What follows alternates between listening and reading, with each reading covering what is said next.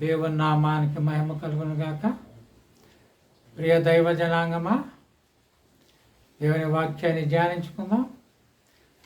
దానికంటే ముందుగా ఒక ఆత్మీయ గీతం పాడుకుందాం. దానికంటే ముందుగా ఒక చిన్న ప్రార్థన చేసుకుందాం. ప్రార్థన. మమ్మల్ని మిక్కిలిగా ప్రేమించిన మా గొప్ప దేవ స్తోత్రాలు ఆయన మరొకసారి మేము స్థానంలో తీసుకుని వచ్చిన దేవా వాక్యాన్ని ధ్యానించినట్టుగా నాతో మాతో మాట్లాడుతున్నాం. ఎవరైతే ప్రోగ్రాం వీక్షిస్తున్నారో వారిని మన కుటుంబాలు దీవించినారు. దేవా ఇటువంటి ఆటంకం లేకుండా సాయం సమస్త అందుగా చీడ ఏసునామని గద్దిస్తున్నాం తండ్రి. త్వరలో రానండి మా ప్రభును మా రక్షణ యేసు క్రీస్తున్నాము అడిగి వేడుకుంటున్నాం తండ్రి. ఆమేన్. మన మధ్య పాశ్రం గారు ఉన్నారు. ఒక చక్కటి ఆత్మీయ గీతం పాడి దేవుని నామాన్ని మహిమపరుస్తారు.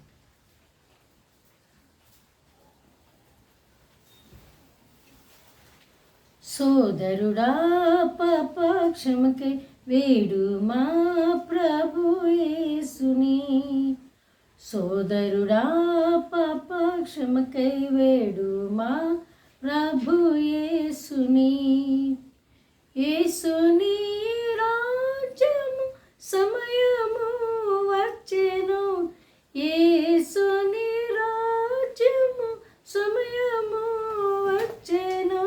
రక్షణను పొందేదవు నీవు విశ్వసించినా. నీవు విశ్వసించినా రక్షణను పొందేదవు నీవు విశ్వసించినా. నీవు విశ్వసించినా. సోదరుడా పాప క్షమకై వేడు మా ప్రభు యేసుని. కలువరిలోని సిలువలో ప్రాణము నర్పించెను. కలువరిలోని సిలువలో ప్రాణము నర్పించెను. ఎల్లరి పాపములకై తనదు రక్తము కార్చెను. తనదు రక్తము కార్చెను. ఎల్లరి పాపములకై తనదు రక్తము కార్చెను. తనదు రక్తము కార్చెను. సోదరుడా పాప క్షమకై వేడు మా ప్రభు యేసుని. సమయము లేదు సోదరా త్వరపడి రమ్ము వేగమే.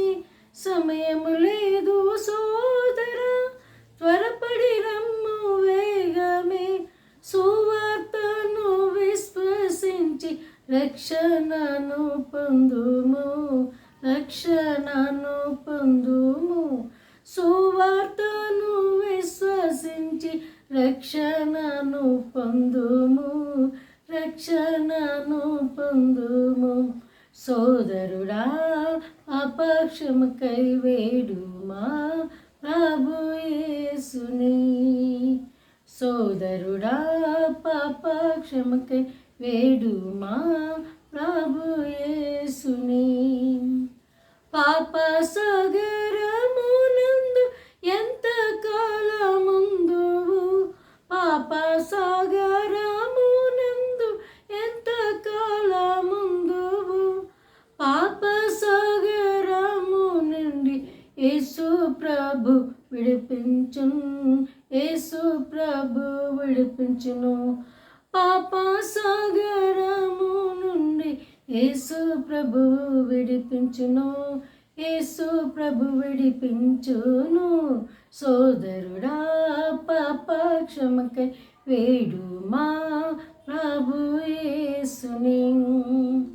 సోదరుడా పాప క్షమకై వేడు మా ప్రభు యేసుని.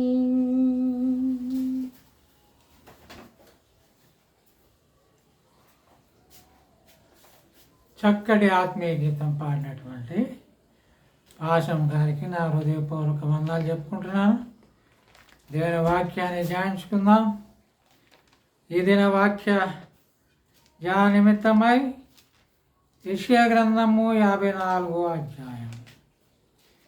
యెషయా 54:17. నీకు విరోధముగా రూపింపబడిన ఏ ఆయుధమును వర్ధిల్లదు. న్యాయ విమర్శలో నీకు దోషారోపణ చేయ ప్రతి వారికి నీవు నేరస్థాపన చేసావు. ఇక్కడ రాయబడినటువంటి వాక్యము మరి స్పష్టంగా మనతో మాట్లాడుతుంది. ఏమనంటే, మనకు విరోధముగా, దేవుని బిడ్డలకి విరోధముగా, విశ్వాసులకు విరోధముగా రూపింపబడినటువంటి ఏ ఆయుధమైనా కానీ అది వర్తిల్లదు. మరి అనేకమైనటువంటి ఆయుధాలు ఈ లోకంలో ఉంటున్నాయి. మరి మారణ ఆయుధాలు పక్కన పెడితే మరి ఇంకా రకరకాల ఆయుధాలు ఉన్నాయి. ఒక మనిషిని నాశనం చేయటానికి మారణ ఆయుధాలే కాదు, ఇంకా అనేక రకాలైన ఆయుధాలు. మరి దేవుని బిడ్డల గురించి సైతానుడు గాడు మరి ఏం చేస్తూ ఉంటాడంట? నేరారోపణ చేస్తూ ఉంటాడంట. ఎప్పుడు కూడా ప్రకటన గ్రంథంలో రాయబడింది. వాడు ప్రభు బిడ్డల మీద నేరారోపణ చేస్తూ ఉంటాడు. ఏబు విషయం కనుక మనం చూసినట్లయితే, ఏబు ఎంతో భయభక్తులు కలిగిన వాడు, యథార్థవంతుడు. అయితే మరి యోబుని నాశనం చేయడానికి సైతాను వాడు పూనుకొని, నువ్వు చుట్టూ కంచి వేసినావు కదా, ఆ కంచి తీసేసేయని మరి ఎన్ని రకాలుగా మరి ముందుగా అయితే ఆయనకు సంబంధించిన పశువుని చంపివేయటం, తర్వాత పిల్లల్ని చంపివేయటం, మరి ఒంటి మీద రోగం తేవటం, మరి ఈ రకంగా అనేకమైనటువంటి వ్యతిరేకమైనటువంటి యోబుకి నష్టం కలిగించాయంటే, కష్టం కలిగించాయంటే, బాధ కలిగించాయంటే సైతాను గాడు అక్కడ రూపించినట్లు మనం చూస్తున్నాం. అయితే దేవుని వాక్యం ఏమైనా సెలవిస్తుందంటే, దేవుని బిడ్డలకి విరోధంగా ఎవడు రూపించినా, అది సైతాను గాడు కావచ్చు, వాడి అనుచరులు కావచ్చు, వాడి శిష్యులు కావచ్చు, సైతాను పిల్లలు కావచ్చు, సైతాను శిష్యులు కావచ్చు, ఎవడైనా కావచ్చు, వాళ్ళందరూ కూడా పని ఏంటంటే దేవుని బిడ్డలకి విరోధంగా అనేక రకాలైన ఆయుధాలు రూపించటమే. ఇక రోజు అదే పని వాళ్ళకి. అయితే ఏది కూడా వర్ధిలేదనే వాక్యం స్పష్టంగా ఇక్కడ పరిశుద్ధాత్మ దేవుడు రాసి ఇచ్చాడు. ఎందుకంటే వారు దేవుని యందు భయభక్తులు కలిగి ఉన్నారు, దేవుని మీద విశ్వాసం కలిగి ఉన్నారు. మరి యోబు అయితే దేవుడు ఇచ్చాడు, దేవుడు తీసుకున్నాడు. నేను తల్లి గర్భంలోంచి ఏమీ లేకుండానే వచ్చిన, మరి ఇప్పుడు నాకు ఏమీ లేదంటే అది అది అజ్ఞానం అవుతుంది. ఎందుకంటే నేను ఈ లోకంలోకి వచ్చేటప్పుడే ఏం తీసుకొని రాలి, పోయేటప్పుడు కూడా ఏం తీసుకొని పోనని ఆయన అంటున్నాడు. అయితే మనం దేని వాక్యంలో మరి కొంతమంది భక్తులకి విరోధంగా రూపించిన ఆయుధాలు ఏమైనాయో చూద్దాం. మొట్టమొదటిగా ఆదికాండము 50వ అధ్యాయం. ఆదికాండము 50వ అధ్యాయం.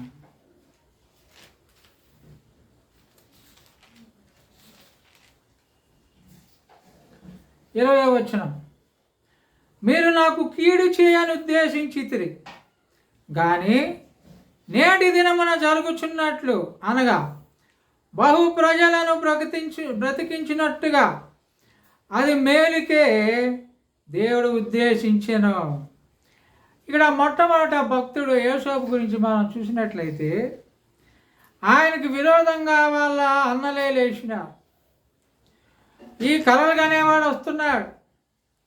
యాక్చువల్గా అతను వారి యోగక్షేమాలు తెలుసుకోవడానికి వస్తున్నాడు. అయితే వారి హృదయంలో కపటం ఉంది, కీడు, హాని. మరి యోసేపు వీళ్ళ మేలు కోరి వస్తుంటే, కలలు కనేవాడు వస్తున్నాడు, వీడిని చంపేద్దాం అని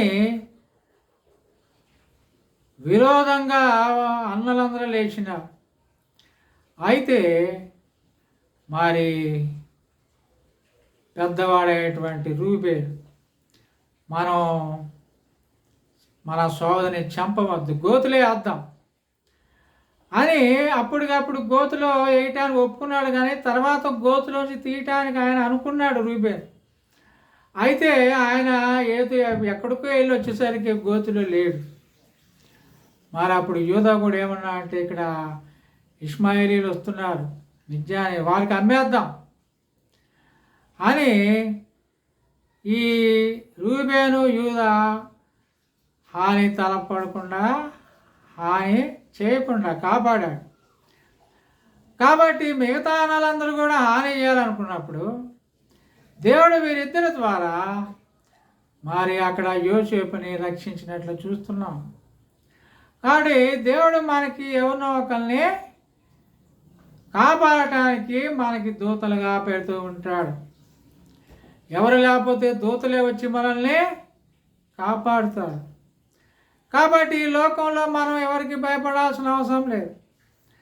సైతానుగాడు బలవంతుడే, వాడు తెలివిగలవాడే, అయినా కానీ దేవుడు వాడి కంటే బలవంతుడు, వాడి కంటే తెలివైన వాడు. కాబట్టి సైతాన్ని చూసి భయపడాల్సిన అవసరం లేదు.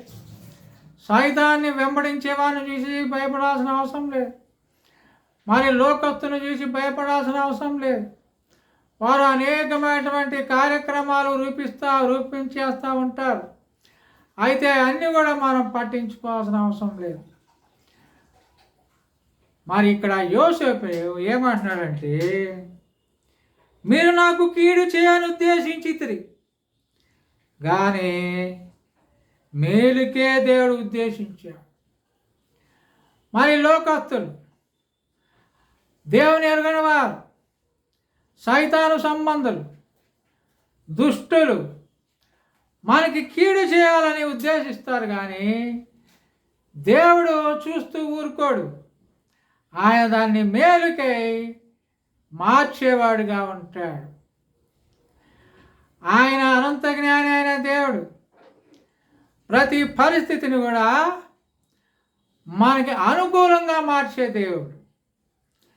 కాబట్టి మనం గొప్ప దేవుని కలిగి ఉన్నాం, ఆశ్చర్యకార్యాలు చేసే దేవుని కలిగి ఉన్నాం. కాబట్టి మనం లోకం వైపు చూసి భయపడాల్సిన అవసరం లేదు. మన దేవుడు సర్వశక్తి గల దేవుడు. కాబట్టి మనకి ఎవడు ఎంత కీడు చేయాలని చూసినా కానీ దేవుడు దాన్ని మేలు కోసము తిప్పేవాడుగా ఉంటున్నాడు.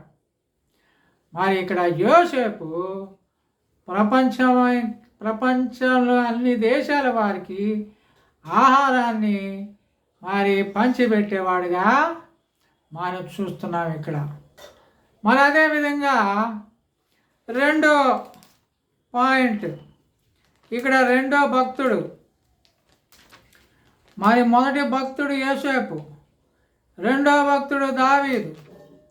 మరి దావీదుకి అనేక మంది శత్రువులు ఉన్నారు. అయితే దేవుడు ఆయన ఏ విధంగా తప్పించాడు. మరి సౌలు అయితే సైనికులందరినీ ఆయనకి వ్యతిరేకంగా పంపాడు. అయినా కానీ దేవుడు మహాకృపను బట్టి దావీదు మరి మరణించకుండా కాపాడాడు. మరి 2 సమూయేలు 15 కనుక మనం చూసినట్లయితే 15:31, 2 సమూయేలు 15:31 అంతలో వాడు వచ్చి అబ్షాలోము చేసిన కుట్రలో అహీతోపెలు చేరి ఉన్నాడని దావీదునకు తెలియజేయగా దావీదు, యెహోవా అహీతోపెలు యొక్క ఆలోచనను చెడగొట్టుమని ప్రార్థన చేశాను. ఇక్కడ సొంత కుమారుడు అబ్షాలోము దావీదు మీదకి లేచిండు. దావీదు మీదకి లేస్తే ఈ అబ్షాలోముకి చుట్టూ కొంతమంది చేరారు దుష్టులు.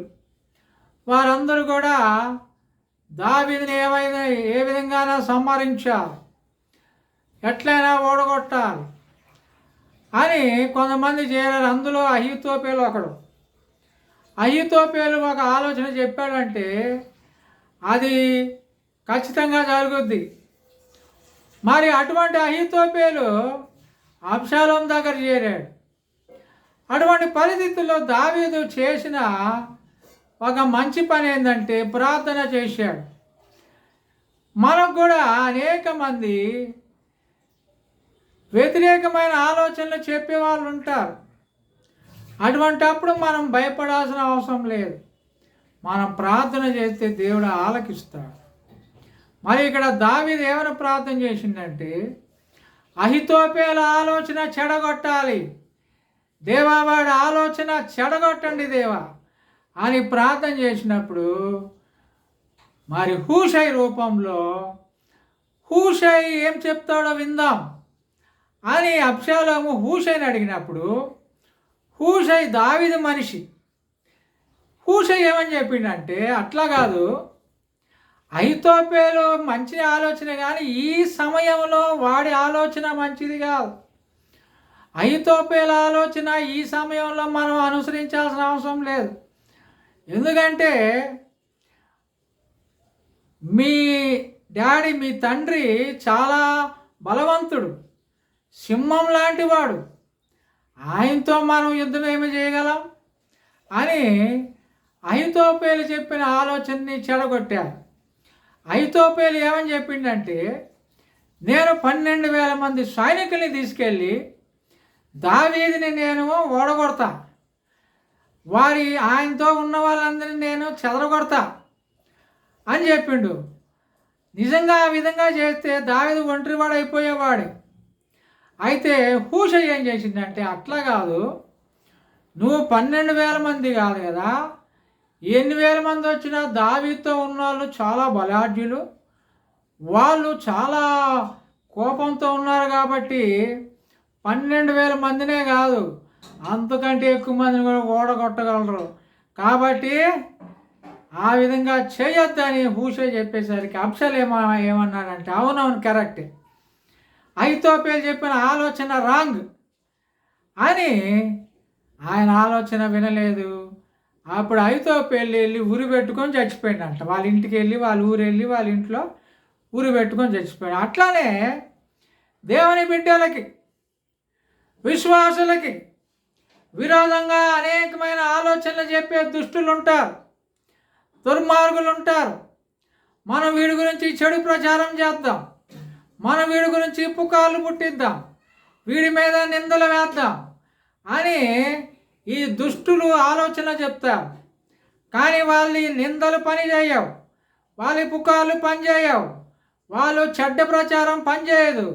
వాళ్ళందరూ కూడా చివరికి నాశనానికి వాళ్ళు వెళ్ళేవారుగా ఉంటారు. కాబట్టి అహితోపేలు లాంటి వాళ్ళు చాలామంది ఉన్నారు. వారందరూ కూడా దేవుని బిడ్డలకు వ్యతిరేకంగా వాళ్ళు ఎన్నో పనులు చేస్తూ ఉంటారు, దుర్మార్గపు ఆలోచనలు ఆలోచిస్తూ ఉంటారు. కానీ దేవుడు ఏది కూడా అమలు జరగటానికి వీలు లేకుండా దేవుడు అది వాళ్ళ మేలు కోసం తిప్పేవాడుగా ఉంటాడు. కాబట్టి నీకు విరోధముగా రూపింపబడిన ఏ ఆయుధం కూడా వర్ధిల్లదు. వాడు మనుషుల్ని మోసం చేయొచ్చు, పార్టీల్ని మోసం చేయొచ్చు, దేవుని బిడ్డల్ని మోసం చేయొచ్చు. అరే వీడు మన కులపోడు కాదు, వీడు మన మతం కాదు, వీడు మన గుంపు కాదు, వీడు మన గ్రూపు కాదు, కాబట్టి వీడిని మనం చెడ్డ పేరు చేద్దాం, వీడిని తొక్కేద్దాం, వీడిని పైకి రాకుండా చేద్దామని దుర్మార్గపు ఆలోచనలు ఆలోచించే వాళ్ళు అనేక మంది ఉంటారు. అయితే ఎన్ని సంవత్సరాలైనా ఎన్ని దశాబ్దాలైనా కానీ దేవుని బిడ్డలు కదలకుండా స్థిరంగా ఉంటారు. వాళ్ళని ఎవ్వడు కూడా ఏమీ చేయలేడు. ఎందుకంటే వాళ్ళు ప్రార్థన చేసుకుంటారు దేవునికి. దావీదు ఏ విధంగా అయితే ప్రార్థన చేశాడు, దేవా అహితోపేలు ఆలోచన చెడగొట్టమని, అదేవిధంగా ఈ దుర్మార్గపు ఆలోచనలన్నీ యేసయ్య చెడగొట్టేవాడుగా ఉంటాడు. మరి వాడిని ఆయన బిడ్డల్ని ఆయన కాపాడుకుంటూ ఉంటాడు. కాబట్టి ఇక్కడ దావీదుని దేవుడు కాపాడాడు. మరి మూడో విషయం చూద్దాం. ఎస్తేరు గ్రంథం 3వ అధ్యాయం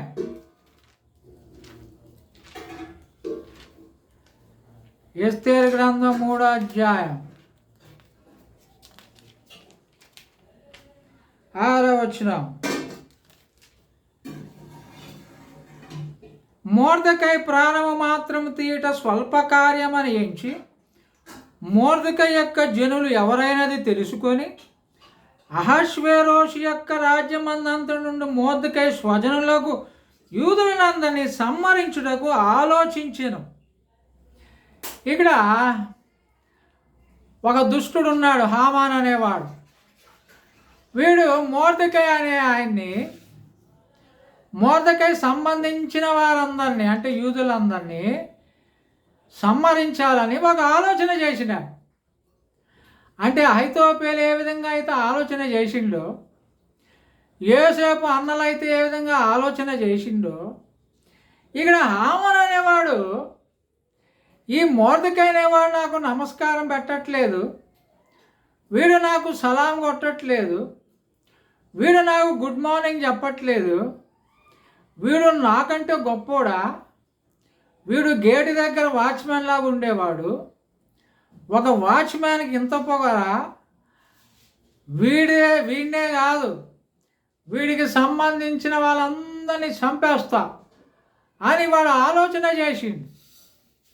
అదేవిధంగా మనకి వ్యతిరేకంగా ఆలోచన చేసేవాళ్ళు, మనకు సంబంధించిన వాళ్ళందరినీ నాశనం చేయాలని, అంటే మన అన్నదమ్ములని, అక్క చెల్లెలని, బంధుమిత్రులని, తల్లిదండ్రులని అందరినీ నాశనం చేసేయాలా అని ఆలోచన చేసేవాళ్ళు చాలామంది ఉంటారు.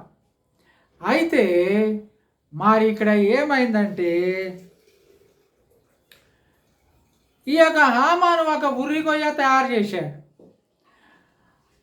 మరి అక్కడ రాజుగారు ఏం చేసిందంటే,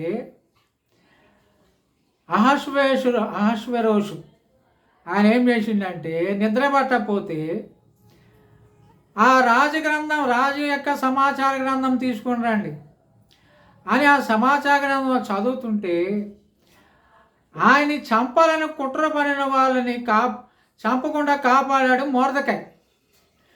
ఓహో, ఈ మొర్దెకై నన్ను కాపాడాడు కదా, మరి ఈయనకి ఎటువంటి గౌరవం ఇచ్చారు, ఎటువంటి బహుమతి ఇచ్చారని హామాని పిలిచి, మరి నన్ను కాపాడిన వారికి ఏం చేయాలా, ఏ విధమైన గౌరవించాలంటే రాజా మంచిగా గుర్రం ఎక్కించి మంచిగా ఊరేగించి మరి ఆయన్ని గౌరవించాలన్నప్పుడు హామాన్ ఏమని అనుకున్నాడంటే, నాకే కదా గౌరవం వచ్చేది అనుకున్నాడు. కానీ అది మొర్దెకైకి రాజుగారు చేయమని చెప్పినాడు. మరి అదేవిధంగా యూదులందరినీ సంహరించాలని ఒక డేట్ పెట్టిండు హామాన్. పలానా రోజు ఈ యొక్క యూదులందరినీ చంపేయాలి అని రాజుగారు ఉంగరపు ముద్ర కూడా వేసేసారు. అయితే దాన్ని చేంజ్ చేయలేం. అయితే ఎస్తేర్ రాణికి ఆయన ఏం చెప్పిండంటే, ఇదైతే నేను చేంజ్ చేయలేనమ్మా, అయితే మీ మీదకి చంపడానికి ఎవరైతే వస్తారో వాళ్ళందరి మీద పడి మీరు చంపండి అన్నప్పుడు, మరి అదారు నెల 13వ తారీఖు 14వ తారీఖు ఈ 2 రోజుల్లో కూడా యూదుల్ని చంపాలని చట్టం బయలుదేరినప్పుడు ఈ యూదులందరూ కలిసి వాళ్ళ శత్రువుని చంపేశారు. మరి అదే పండగగా చేసుకుంటున్నారు పూరీమని. కాబట్టి ఇక్కడ మనం చూసినట్లయితే హామాను మొర్దెకైని యూదులందరినీ చంపాలనుకున్నప్పుడు దేవుడు మరి యూదులే వారి శత్రువులను చంపేటట్టుగా చేసినాడు. అక్కడ కూడా దేవుడు కాపాడాడు. అంటే వారికి విరోధంగా రూపింపబడిన ఆయుధం వర్ధిల్లలేదు. మరి ఈ 3 విషయాల్లో కూడా వర్ధిల్లలేదు. మరి ఇంకొక వచనం చదువుకుందాం. 4వ పాయింట్, ఎఫెసీ 6వ అధ్యాయం, ఎఫెసీయులకు రాసిన పత్రిక 6వ అధ్యాయం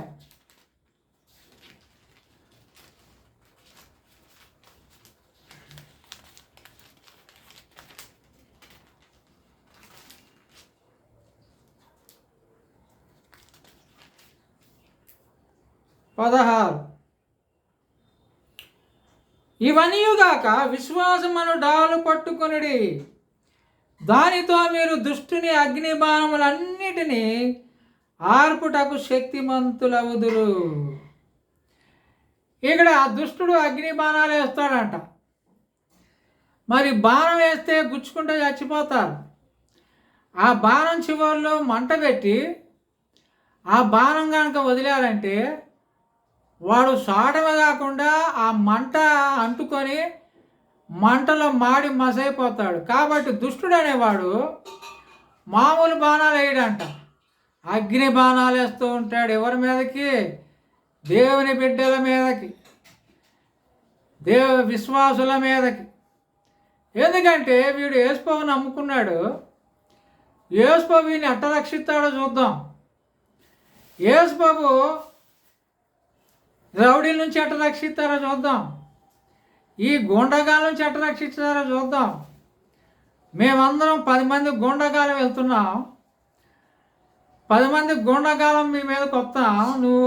నీ యేసుప్రభు ఎట్ట రక్షిస్తాడురా? నువ్వు ఒక్కడవే ఉన్నావు, నువ్వు ఒక్కడవే మా గుండగాల్ని ఎదుర్కొంటావా అని అడిగే వాళ్ళు ఉంటారు. అయితే ఇక్కడ ఏమని వాక్యం సెలవిస్తుందంటే, విశ్వాసమును డాలు పట్టుకొనడు.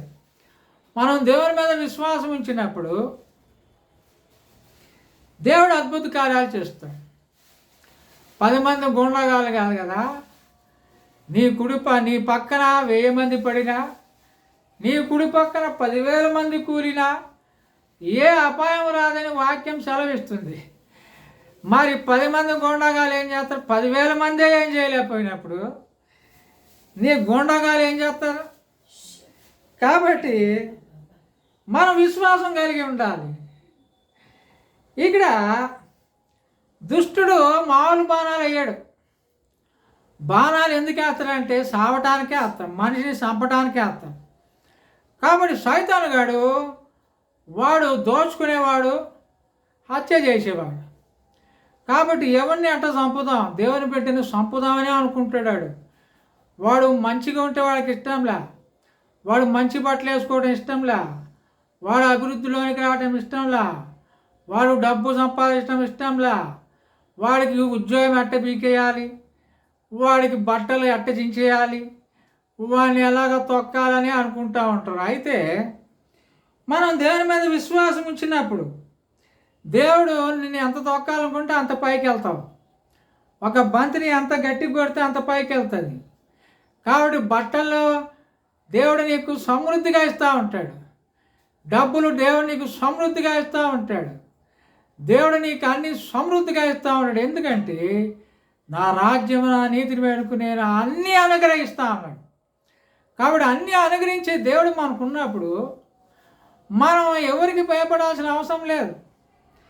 కాబట్టి ఇక్కడ దుష్టుని అగ్ని బాణాలు, వాడు రోజు అదే పని, వాడు అగ్ని బాణాలు వేసి చంపుదామనే చూస్తూ ఉంటాడు.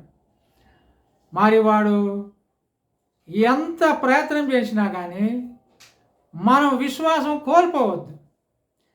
యేసయ్య మీద మన విశ్వాసం ఉంచినప్పుడు, యేసయ్య నువ్వు తప్ప నాకెవరున్నారయ్యా ఈ లోకంలో అని ఆయన ఆశ్రయించినప్పుడు, ఆయన్ని హత్తుకున్నప్పుడు దుష్టుడే కాదు వాడు అనుచరులు కూడా అగ్ని బాణాలు వేస్తూ ఉంటారు, అబద్ధాలు చెప్తూ ఉంటారు, చేయని పని చేశాడని చెప్తాడు, అనని మాట అన్నాడని చెప్తారు. అంటే అది ఒక అగ్నిబాణం. వాళ్ళు దేవుని నమ్ముకున్న వాళ్ళు కాదు, అబద్ధాన్ని నమ్ముకున్న వాళ్ళు నోరెత్తితే అబద్ధమే దుష్టులకి.